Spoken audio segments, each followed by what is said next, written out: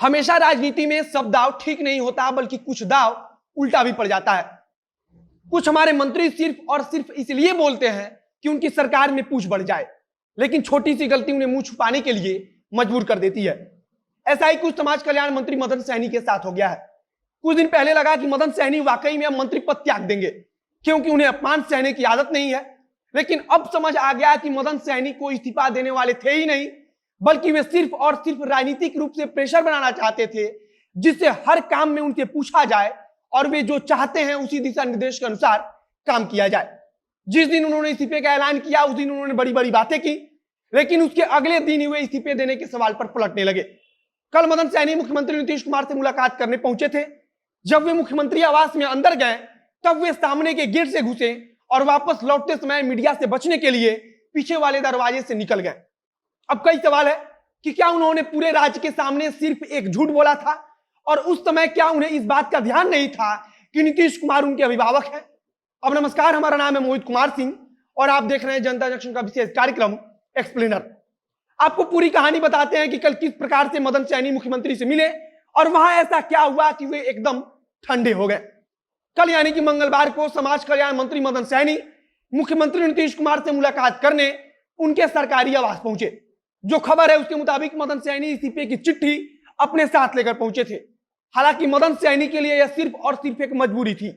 अब आप खुद सोचिए कि अगर उन्होंने मीडिया के सामने इस्तीफा देने का ऐलान कर दिया था तो कम से कम अपना पक्ष मजबूत दिखाने के लिए उन्हें इस्तीफे का चिट्ठी तो साथ ले ही जाना था। यह सिर्फ एक दिखावा था और दिखावा से ज्यादा कुछ नहीं था। यह सिर्फ इसलिए था कि अगर कल कोई उनसे पूछे कि उन्होंने इस्तीफा क्यों नहीं दिया, तब वे बोल सके कि हम तो इस्तीफे का चिट्ठी लेकर पहुंचे थे, लेकिन मुख्यमंत्री के पास जब हम पहुंचे तो उन्होंने सब ठीक होने का आश्वासन दे दिया।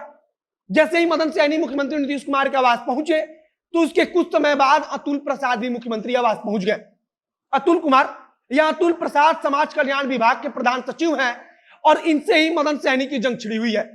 मदन सहनी का कहना था कि अधिकारी उनकी बात नहीं सुन रहे हैं और अधिकारी से मतलब उनका प्रधान सचिव से था। बताया जा रहा है कि नीतीश कुमार ने प्रधान सचिव अतुल कुमार को भी बुलाया था। मुख्यमंत्री नीतीश कुमार चाहते थे कि दोनों को आमने सामने बैठाकर जो भी मामला है उसे सुलझा दिया जाए, और शायद मुख्यमंत्री इसमें कामयाब भी हो गए हैं। मुख्यमंत्री नीतीश कुमार ने अपने मंत्री मदन सहनी का भी पक्ष जाना तो वहीं प्रधान सचिव अतुल कुमार का भी पक्ष जाना, और इस बार मदन सहनी का दाव उल्टा पड़ गया क्योंकि अतुल कुमार टेक्निकल तौर पर सही है। अब मुख्यमंत्री के सामने मदन सहनी का मुंह नहीं खुला और वे चुपचाप उनकी बात को मानते गए। इसके पहले मदन सहनी कह भी चुके थे कि सब कुछ सामान्य है, वे बस अपने अभिभावक नीतीश कुमार से मिलकर अपनी बात को रख देंगे। कल जब मुख्यमंत्री से मुलाकात हुई तो खबर है कि मुख्यमंत्री ने दोनों का पक्ष जाना और फिर अपने हिसाब से मामला सलटा दिया और मदन सहनी चुपचाप मुंह बंद कर वहां से वापस भी चले आए। सबसे खास बात है कि मुख्यमंत्री से मुलाकात के बाद मुख्यमंत्री आवास से निकलते वक्त मदन सहनी मीडिया से छुपते हुए बाहर निकले। उन्होंने मीडिया के सामने कुछ नहीं कहा तो लिहाजा कुछ पत्रकारों ने फोन भी किया, लेकिन उन्होंने अपना फोन बंद कर दिया। मतलब साफ हो गया कि समाज कल्याण मंत्री जितनी बड़ी बड़ी बातें कर रहे थे वह सिर्फ और सिर्फ बयानबाजी थी। अगर मदन सहनी को वाकई में इस्तीफा देना होता तो वे कल मुख्यमंत्री को अपना इस्तीफा सौंप देते। मान लेते हैं कि सब कुछ ठीक हो गया तो वे मीडिया के सामने आकर बता सकते थे कि किस शर्त पर उन्होंने इस्तीफा नहीं दिया है। बाकी मदन सहनी का यह पुराना आदत है, इसके पहले भी हमेशा से अधिकारियों के साथ उनकी ठनती रही है। जब पिछले सरकार में मंत्री थे तब भी उनका उस समय के सचिव के साथ विवाद हुआ था, जिसके बाद से उन्होंने मुख्यमंत्री को पत्र भी लिखा था। इस बार भी मार्च महीने में उन्होंने दरभंगा के पुलिस अधिकारियों पर आरोप लगाया था कि वे हमारी बात को नहीं मानते हैं। कहने का मतलब है कि मदन सहनी का हमेशा से अधिकारियों के साथ विवाद होता रहा है।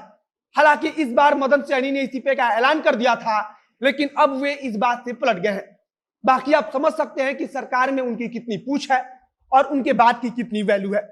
हम तो चाहेंगे कि मदन सहनी मीडिया के सामने आए और बताएं कि ऐसा क्या बात हुआ कि जिस सचिव के साथ उनका विवाद हुआ वह अब भी पद पर बने हुए हैं और इसके बावजूद उन्होंने मंत्री पद से इस्तीफा नहीं दिया। फिलहाल वीडियो को समाप्त करते हैं। आगे इससे जुड़ी जो कुछ भी नई जानकारी आएगी उसे हम आप तक पहुंचाते रहेंगे। अगर वीडियो फेसबुक पर देख रहे हैं तो पेज को लाइक कीजिए, यूट्यूब पर देख रहे हैं तो चैनल को सब्सक्राइब कीजिए।